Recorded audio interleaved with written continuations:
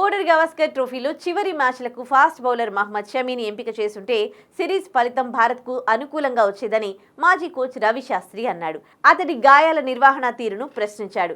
World కప్లో అయినా గాయం నుంచి కోలుకున్న షమీ బెంగాల్ తరపున రంజీ ట్రోఫీ మ్యాచ్తో తిరిగి మైదానంలో అడుగుపెట్టాడు. సయ్యద్ ముస్తాక్ అలీ టీ20 టోర్నీ, విజయ్ హజారే వన్డే టోర్నీలోనూ ఆడాడు. దీంతో ఆసీస్తో చివరి 2 టెస్టులకు అతన్ని ఎంపిక చేస్తారని వార్తలొచ్చాయి. కానీ మోకాలిలో వాపు వచ్చిన కారణంగా అతడు ఆడే అవకాశం లేదని 4వ టెస్టుకు ముందు అధికారికంగా ప్రకటించారు. అయితే షమీని ఎంపిక చేయాల్సిందని శాస్త్రి అభిప్రాయపడ్డాడు. షమీకి ఏం జరిగిందనే విషయంలో మీడియాలో వస్తున్న వార్తలు ఆశ్చర్యం కలిగించాయి. అతడి పురోగతి ఎలా ఉంది, ఎన్సీఏలో ఎంతకాలం ఉంటాడు, అతడి పరిస్థితి ఎలా ఉందన్నది స్పష్టంగా ఎందుకు చెప్పట్లేదు అని ప్రశ్నించాడు.